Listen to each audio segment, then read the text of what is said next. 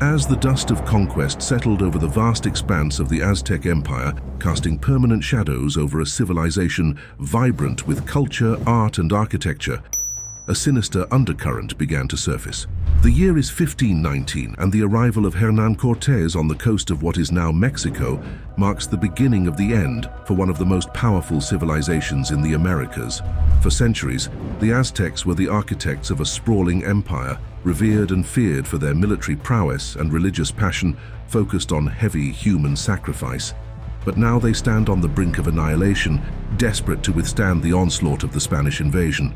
Despite extending branches of kindness and respect, the Aztecs would encounter a force unlike any they had faced before, marking the beginning of their downfall. This would be orchestrated by the ambitions of conquerors and the spread of diseases to which they had no immunity.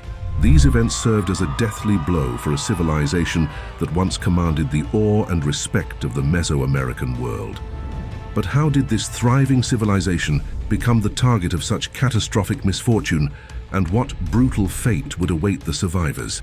Amidst this backdrop of conquest and despair emerges a tragic figure, Moctezuma II, one of the last emperors of the Aztecs. His final days, marked by captivity and controversial death, raise haunting questions about the nature of the fall of their civilization. In the immortal words of Annales de Tlatelolco, an Aztec historical document, one poignant passage reflects the despair felt by the Aztecs. "We saw the woe and lamentation. You will know, you will see what became of us. We were crushed, we lay in ruins. There was nothing but grief and affliction when the city was destroyed." Are we ready to confront the uncomfortable truths of colonial conquest, to explore the dark corridors of power and greed that led to the vilification and dissolution of one of history's most vibrant civilizations? Join us as we unravel the tangled web of ambition, the brutal struggle for survival, and the haunting mysteries of the Aztec Empire. Welcome to the Chronicles of the Raven. Part 1. The Aztec Empire. Glory, power, and the seeds of downfall. In order to understand the magnitude of how fast a controlling civilization can fall and the brutal fate they would endure, we must first paint a picture of a thriving civilization that seemingly looked like a utopia to outsiders. But that was far from the reality, as there were unexpected, ominous truths that would soon be discovered. Founded on an island in the middle of a lake in 1325, and according to legend, on a spot where an eagle perched on a cactus holding a snake in its beak, Tenochtitlan, the heart of the Aztec civilization, was a marvel of engineering and spiritual significance. It was here, amidst floating gardens and towering temples, that the Aztecs paid homage to their pantheon of gods, with the sun god Huitzilopochtli commanding a particular devotion that fueled both the expansion of their empire and the rituals that defined their cosmic view of existence. The Aztecs were master builders, astronomers, and warriors, their society structured in a complex hierarchy. At the peak of this social structure sat the Tlatoani, the emperor, revered not just as a ruler but as a deity, embodying the divine right to govern the Aztec world. Beneath the emperor was a distinguished class of nobles, priests, and warriors who enjoyed a status far removed from the common populace. This elite class wielded significant influence and power, commanding vast estates, conducting religious ceremonies, and leading military campaigns. The nobles, known as pipiltin, were often engaged in the political and judicial arenas, making decisions that affected the empire at large. The priests maintained the religious heartbeat of the Aztec world, overseeing the intricate rituals and sacrifices that appeased the gods and ensured cosmic balance. Warriors, esteemed for their bravery and skill, were the protectors of the empire, expanding its borders and capturing prisoners for sacrifice. Contrasting sharply with the elite were the Macahualtin, the commoners, who formed the backbone of Aztec society. These individuals were the artisans who crafted the goods that adorned the Aztec world, the farmers who toiled the chinampas to produce the bounty that fed the population, and the traders who navigated the complex market systems. Imagine being present during this time and seeing ancient peoples construct these chinampas, artificial islands built on the lake to harvest crops year-round. However, in a similar thread to today's modern societies, despite their lower status, commoners had the potential to ascend socially through acts of valor in battle or exceptional skill in their crafts. a game that would not be as straightforward as it seemed when considering how the Aztecs controlled their lands. The societal foundation of the Aztec Empire was heavily reliant on the labor and tribute of these commoners. They sustained the economy with their work and ensured the continuation of the empire's opulence through their contributions. The tribute system was an essential element of this social contract, with conquered peoples and territories required to pay goods ranging from foodstuffs to precious metals and textiles, further enriching the Aztec elite and funding the monumental architecture and public works that symbolized Aztec power and religious devotion. The societal stratification extended beyond the living, as the Aztecs held profound beliefs about the afterlife and the importance of one's role and actions in life, determining their place in the world to come. Religion, the pulse of the empire. Religion permeated every crevice of Aztec society, casting a profound influence over the social, political, and economic spheres of the empire. Central to this religious landscape was an extensive pantheon of deities, each presiding over various aspects of the natural world and human endeavors. Among these, Huitzilopochtli, the sun god, and Tlaloc, the god of rain and agricultural fertility, stood as pillars of worship. Huitzilopochtli, symbolizing war and the sun, was believed to guide the Aztecs to their promised land, demanding constant nourishment through warfare and sacrifice to journey across the sky. Tlaloc, on the other hand, was venerated for his ability to bring rains, essential for the growth of crops, but also feared for his power to unleash storms and drought. The relationship between the Aztecs and their gods was deeply reciprocal. The deities wielded immense power over the elements and the fate of mankind, while their continued favor and the very balance of the cosmos depended on the offerings and sacrifices made by their human worshippers. This sustenance was manifested most dramatically in the rituals of human sacrifice. Prisoners of war, captured during the military campaigns that were often timed according to religious necessity, were offered to the gods in elaborate ceremonies held atop the Great Pyramids. It was believed that the blood of these sacrifices nourished the gods, ensuring the continuation of the world, the fertility of the earth, and the prosperity of the Aztec people. The Aztec calendar was another testament to the intertwining of religion with daily life. The 260-day Tonalpohualli and the 365-day Xiuhpohualli were not mere methods of marking time, but sacred cycles that organized and sanctified the agricultural and ceremonial life of the empire. Each day was associated with a specific deity and held particular religious significance, dictating the most auspicious times for planting and harvesting, for warfare, and for religious ceremonies. The Tonalpohualli, often referred to as the sacred calendar, was primarily used for divination and determining the fate of individuals, while the Xiuhpohualli governed the broader cycles of communal and agricultural life. Largely, this world would not feel as strange to be placed into, as the Xiuhpohualli, meaning year count in Nahuatl, was the Aztec solar calendar that remarkably approximated the solar year we know to be true today. Wars or flower wars were fought not only for territorial expansion and subjugation, but also as a means of capturing prisoners to be offered to the gods. This ritual warfare underscored the Aztecs' belief in the sanctity of sacrifice for cosmic balance, as well as the role of the military as a sacred duty to the gods and the empire. Now at this point you are wondering, what is this cosmic balance, and perhaps how can one obtain it? The answer might not be as you want it to be. In the heart of Aztec philosophy lay this pivotal concept, which is an intricate equilibrium between the forces of creation and destruction. This dynamic balance was in every facet of existence, demanding active participation from the Aztecs to maintain harmony within the universe. Central to this cosmic duty was human sacrifice, viewed not as an act of barbarism, but as a sacred obligation to nourish the gods with human blood, thereby ensuring the continuation of life, the cycles of nature, and the rising of the sun each day. This profound sense of interconnectedness with the celestial order guided the Aztecs in their daily lives, agriculture, and social structure, firmly anchoring their civilization in a deep spiritual relationship with the cosmos. Economy and expansion. The Aztec Empire's prosperity and might were completely linked to its intricate tribute system, a meticulously organized framework that compelled conquered cities and territories to deliver a diverse array of goods directly to the heart of the empire, Tenochtitlan. This system was not merely a means of economic enrichment, but a vital artery through which the lifeblood of the empire flowed, ensuring the sustenance of its population and the grandeur of its elite. At its core, the tribute system was an instrument of political control and economic integration, weaving a web of subjugation and dependency across Mesoamerica.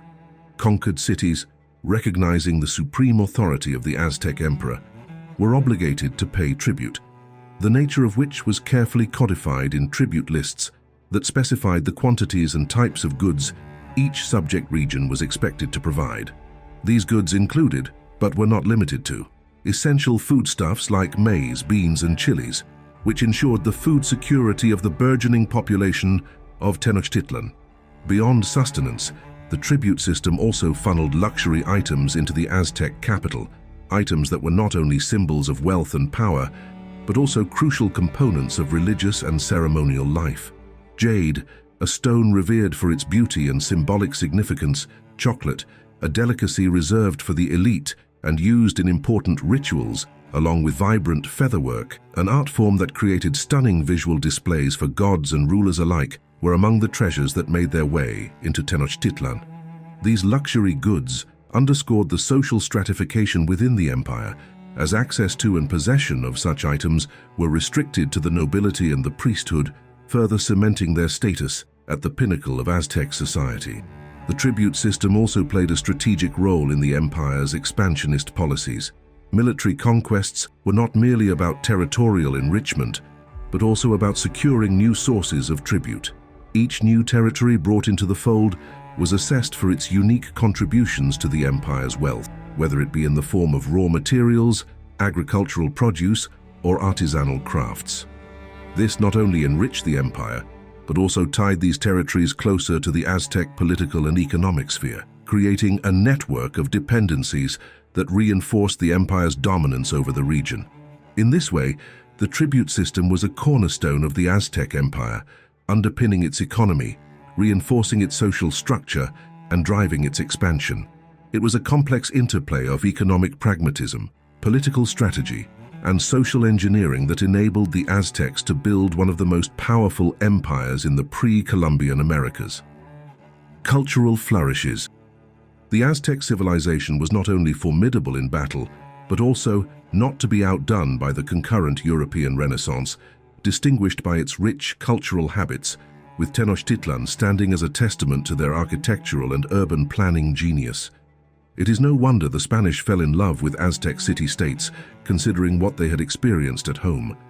This majestic city, engineered on an island in the midst of Lake Texcoco, was a marvel of its time, showcasing the Aztecs' sophisticated understanding of architecture and urban design. The grand nature of its temples reached towards the heavens, embodying the spiritual passion that characterized Aztec society. The city's layout was meticulously planned, featuring an elaborate network of canals that served both as a means of transportation and a method for managing the aquatic environment of the lake. The marketplace of Tlatelolco, one of the largest in Mesoamerica, was a hub of economic activity where goods from across the empire and beyond were traded, showcasing the vibrancy of Aztec economic life. In the realm of arts and crafts, the Aztecs' achievements were equally impressive, reflecting a culture that valued beauty and spirituality in equal measure. The Aztecs' mastery of featherwork, pottery, sculpture, poetry, and music not only showcased their artistic brilliance and deep spiritual connection to the natural and divine realms, but also cemented a legacy that mirrored their intricate worldview and cosmic reverence. Tensions and omens. The Aztec Empire, for all its grandeur and might, was not without its internal and external tensions, the roots of which lay in its very foundations. The widespread practice of human sacrifice, integral to Aztec religious life, served as a double-edged sword. While it was believed to appease the gods and ensure the continuity of the world, it also fostered resentment and fear among the peoples subjugated by the Aztecs. These ritual sacrifices, often involving prisoners of war, not only highlighted the Aztecs' dominance, but also sowed seeds of discontent and rebellion among the conquered territories. The unease was not limited to the subjugated peoples. Within Aztec society itself, there were those who questioned the sustainability and morality of such practices, hinting at underlying societal tensions that could threaten the fabric of the empire. Moreover, Aztec society was deeply steeped in prophecy and the interpretation of omens, which played a significant role in shaping the political and religious landscape. The anticipated return of Quetzalcoatl, the feathered serpent god, was a prophecy that loomed large in the Aztec psyche. According to legend, Quetzalcoatl, once a ruler of Tollan, was expected to return from the east, reclaiming his domain and ushering in a new era. As the appointed year of his return approached, a sense of expectancy and apprehension gripped the empire.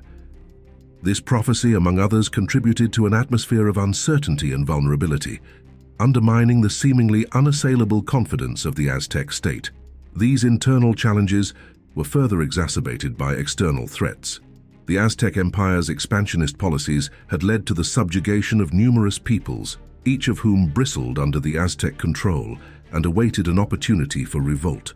The tribute system, while enriching Tenochtitlan, also engendered bitterness and resentment among the tribute-paying provinces. This fragile balance of power, maintained through military might and religious authority, was susceptible to disruption.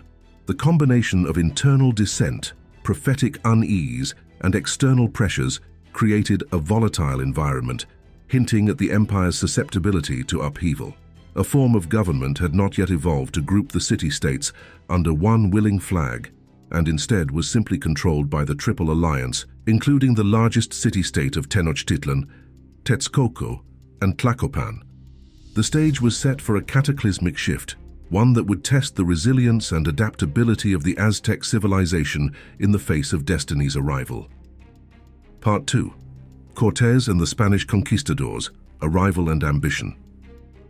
As the early 16th century unfolded, a world away from the grandeur of Tenochtitlan, ambitions stirred within the heart of Christendom, setting the stage for an encounter that would alter the course of history. Hernán Cortés, a figure both audacious and driven by tales of wealth beyond measure, embarked on a journey that would lead him to the shores of the Aztec Empire. In 1519, with a fleet of 11 ships, approximately 600 men, and a small contingent of horses and cannons, Cortés landed on the Yucatan Peninsula. Little did the Aztecs know, the prophesied return of the feathered serpent god Quetzalcoatl was about to be entwined with the arrival of these bearded strangers from the east. Hernán Cortés stepped onto Aztec soil, not just as a conqueror, but as a tactician ready to navigate the intricate web of alliances and enmities that defined the empire. Becoming aware of the simmering resentments against Aztec rule, a three-city-state triple alliance, Cortés saw a chessboard where every piece could be maneuvered to his advantage. The Tlaxcalans, formidable warriors with a long-standing grudge against the Aztecs, were the first pieces he aimed to move. Initial clashes soon gave way to negotiations, revealing to the Tlaxcalans the mutual benefits of joining forces, and upon discovering more about the inner Aztec Empire against their common foe. Cortés's alliance with the Tlaxcalans was a masterstroke, transforming former enemies into allies through a blend of diplomacy and strategic foresight. This wasn't merely about bolstering his ranks with seasoned fighters, it was about undermining the Aztec Empire from within. The Tlaxcalans, eager to reclaim their independence, saw in Cortés a means to an end. Through a careful exchange of gifts and promises, Cortés secured their loyalty, a pivotal victory in his campaign. Key to Cortés's success was Malinche, his interpreter, whose linguistic skills and political acumen were invaluable. A gift given to Cortés after winning his first battle against Mayan tribes, she was fluent in Maya and the Nahuatl language of central Mexico. Malinche served as Cortés's voice among the indigenous peoples, facilitating alliances that would have been impossible otherwise. Using Jerónimo de Aguilar to learn Spanish, who had learned the Maya language when he was shipwrecked years before, her understanding of local dynamics allowed Cortés to exploit the rifts within the Aztec Empire, turning potential threats into opportunities, including later bearing Cortés a son. The alliance with the Tlaxcalans not only strengthened Cortés's position, but also exposed the fragility of Aztec dominance, setting the stage for his audacious advance toward Tenochtitlan. As the Spaniards advanced towards Tenochtitlan, they were both awed and appalled by the signs of human sacrifice and the wealth of the Aztec civilization. The dichotomy of admiration and disdain characterized the Spaniards' perception of the Aztecs. with Cortés driven by a complex mix of greed, religious zeal, and a quest for glory. The arrival in Tenochtitlan, a city of unprecedented splendor, was a moment of tense fascination on both sides. Moctezuma II, ensnared by prophecy and indecision, welcomed Cortés with a mixture of hospitality and strategic caution, a decision that would soon unravel the very fabric of his empire. He had grown his empire since his leadership began in 1502 through fear and power, and thus his behavior of kindness and acceptance of Cortés was at odds with his personal history of ruling. The relationship between Moctezuma and Cortés was fraught with intrigue and manipulation. Moctezuma, perhaps viewing Cortés as the embodiment of Quetzalcoatl, although many historians now argue against this suggestion, sought to maintain control through generosity and engagement. However, Cortés, ever the opportunist, leveraged his position to secure a grip on Tenochtitlan, eventually taking Moctezuma hostage, a house arrest that would allow Cortés to rule from the shadows. This audacious move, under the guise of maintaining order, marked a significant escalation in the conquest, setting the stage for conflict.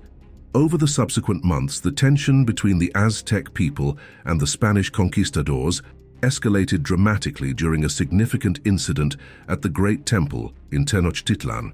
During a religious festival, the Spanish, possibly fearing an insurrection, or perhaps to weaken Aztec military strength, launched a preemptive and merciless attack on unarmed Aztec nobles and warriors gathered for the ceremony. This unprovoked massacre resulted in the death of numerous Aztec elites and warriors, deeply enraging the Aztec populace and irreparably breaking any remaining semblance of peaceful coexistence between the two groups.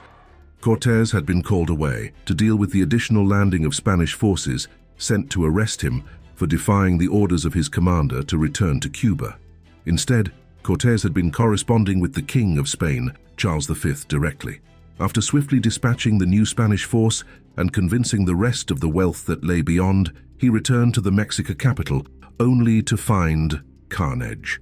The brutal act catalyzed a full-scale uprising throughout Tenochtitlan, leading to the infamous Noche Triste, or Sad Night, where the Spanish forces and their indigenous allies faced a desperate and chaotic escape from the city. On that night, the Aztecs mounted a ferocious attack against the invaders, inflicting heavy casualties. The Spaniards, laden with gold and slowed by the injured, made a perilous retreat across the causeways leading out of the city, suffering significant losses. The Noche Triste stands as a poignant moment of resistance by the Aztec people against the foreign invaders and the resentment that had grown under their presence, certainly not helped by the installation of a Christian cross on their sacred pyramid. The death of Moctezuma II, the Aztec emperor, remains a deeply contested historical event, shrouded in layers of speculation and varying accounts. Spanish narratives, notably from Bernal Díaz del Castillo, suggest Moctezuma was held hostage and later killed by his own people, who viewed him as a traitor during a revolt after months of appeasement towards the Spanish, and that which was no doubt considered naive. Other interpretations propose that the Spaniards, seeing him as a liability during their desperate escape in the Noche Triste, were responsible for his murder. Backed by the fact that Moctezuma mentioned the lack of contentment in the city and that he could no longer continue the charade of power. Part 3. The Siege of Tenochtitlan and the Fall of an Empire. The final chapter in the tragic tale of the Aztec Empire began with the Siege of Tenochtitlan, a meticulously planned operation that would demonstrate the ruthless efficiency of the Spanish conquistadors and the desperate valor of the Aztec defenders.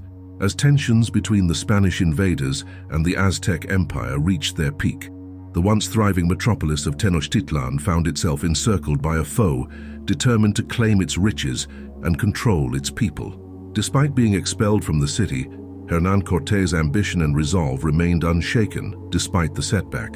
Regrouping his forces and securing additional alliances with other indigenous groups equally discontented with Aztec rule, Cortés laid siege to Tenochtitlan, dismantling the Triple Alliance and forcing the Aztec cities to turn against Tenochtitlan, all but sealed their fate, but not without profound resilience.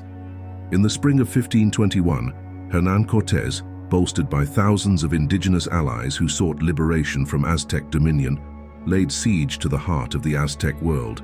The Spanish strategy hinged on cutting off the city's supplies and access to fresh water, a tactic designed to weaken the resolve of Tenochtitlan's defenders.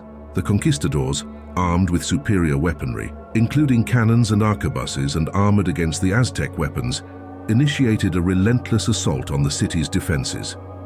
Cuauhtémoc, the young nephew and son-in-law of Moctezuma II, ascended to the throne as the last Aztec emperor after the death of his predecessor, Cuitláhuac, who ruled briefly following Moctezuma's demise, valiantly leading the Aztecs during the initial stages of resistance against the Spanish, but succumbed to smallpox after only a few months, leading to Cuauhtémoc's rise to power. The Aztecs, led by their determined emperor Cuauhtémoc, mounted a fierce resistance. The city's warriors engaged the invaders in brutal hand-to-hand combat on the narrow causeways leading into Tenochtitlan and in the maze of streets and canals that defined the city. Despite their courage and tactical ingenuity, the Aztecs were gravely handicapped by the lack of food and fresh water, the spread of disease, and the psychological impact of the Spanish cavalry, an element of warfare previously unknown to them. As weeks turned into months, the siege took a harrowing toll on the inhabitants of Tenochtitlan. Starvation and disease decimated the population, while Spanish forces slowly tightened their grip on the encircled city. The once magnificent capital, with its towering temples and bustling marketplaces, was reduced to a landscape of ruins and desolation. In a final act of desperation, the Aztecs broke the dikes that kept the waters of Lake Texcoco at bay, attempting to flood the causeways and halt the Spanish advance.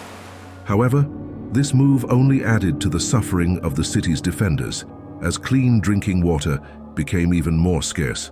The end came in August 1521, when Cuauhtémoc was captured while attempting to flee the city in his canoe with his wife in order to lead the resistance elsewhere. With their leader in chains, the resistance of the Aztec warriors crumbled, and Tenochtitlan fell to the Spanish. The conquest was marked by indiscriminate slaughter and the destruction of the city's grand temples and palaces. The fall of Tenochtitlan signified not only the physical destruction of the Aztec capital, but also the symbolic end of the Aztec Empire. In the aftermath of the conquest, the Spanish set about rebuilding the city in their image, erasing the physical and cultural landmarks of the Aztec civilization. Tenochtitlan's ruins served as the foundation for what would become Mexico City, the capital of New Spain. The Aztec people, bereft of their leadership and faced with the collapse of their social and religious structures, were forced into a new world order under Spanish rule. Their brutal fate had arrived. Part 4. Aftermath. Colonization and cultural erasure. In the smoldering ruins of Tenochtitlan, the Spanish victory was not merely the end of a military campaign, but the beginning of a profound transformation that would reshape the fabric of Mesoamerica. The fall of the Aztec Empire marked the onset of a colonial era wherein Spanish authorities systematically worked to dismantle the remnants of Aztec civilization and supplant it with European culture, religion, and governance. This period of colonization was characterized by efforts to not only dominate, but also to redefine the identity of the indigenous population. The Spanish conquerors, led by Hernán Cortés, set about rebuilding the razed city of Tenochtitlan, laying the foundations for what would become Mexico City, the center of Spanish power in the New World. The architectural marvels of the Aztecs were replaced with European-style buildings, including churches, government offices, and residences for the Spanish elite. The symbolic act of constructing a Catholic cathedral atop the ruins of the Templo Mayor was a clear message of the triumph of Christianity over the indigenous religions. Central to the Spanish strategy for control was the conversion of the indigenous peoples to Christianity. Franciscan, Dominican, and Jesuit missionaries were dispatched to the New World with the task of eradicating pagan beliefs and practices. The Spanish viewed the indigenous religions as idolatry, necessitating aggressive campaigns of religious conversion. Indigenous temples were destroyed, religious icons were burned, and a new religious order was imposed, one that sought to permeate every aspect of indigenous life. This was called the encomienda system. Introduced by the Spanish conquistadors, it significantly altered the societal structure of the newly conquered territories. Embedding the Spanish dominion over the native populace with puppet rulers, Spanish settlers, or encomenderos, were allocated lands along with indigenous people who were expected to work them. Apparently, this system was designed to facilitate the integration of indigenous people into Spanish colonial society, with encomenderos tasked with ensuring the physical and spiritual welfare of the indigenous laborers, including their conversion to Christianity. It is worth noting that the ruling Aztec nobles retained nobility in the Spanish social system, including the principal heirs of Moctezuma II and their descendants. This certainly helped maintain some Aztec culture, as Cortés knew he could not control the whole region without local leadership. These Aztecs leaders, even if only in name, did not attempt a rebellion. Instead, the reality of the encomienda system was far harsher and bore a striking resemblance to the coercive tribute systems previously established by the Aztecs. The critical difference, however, lay in the absence of mutual obligations underpinned Aztec societal structures. Instead, the encomienda often degenerated into a form of forced labor, with indigenous peoples subjected to violent exploitation under the guise of religious and cultural assimilation. The promise of a full Christian education and welfare was frequently unmet, serving more as a veneer for the economic exploitation and cultural dominance pursued by the Spanish settlers. The imposition of Spanish language, laws, and customs marked a concerted effort to erase indigenous identities and practices. Indigenous languages and traditions were suppressed over time. The Spanish sought to monopolize religious instruction, limiting it to Christian doctrines and effectively erasing the rich tapestry of pre-invasion religious beliefs. This was further compounded by the introduction of limited Christian schooling, which, while obviously aimed at educating indigenous children, often served to indoctrinate them into Spanish ways of life with limited perspectives, further diluting indigenous cultures. Despite these overwhelming forces of cultural and religious erasure, indigenous groups found ways to resist total assimilation. Syncretism emerged as a powerful tool of cultural preservation, with indigenous peoples blending their ancestral beliefs with the imposed Christianity, creating a unique fusion that allowed them to retain aspects of their heritage. Additionally, indigenous stories, rituals, and languages were secretly passed down through generations, ensuring the survival of indigenous cultures against the odds imposed by Spanish colonialism.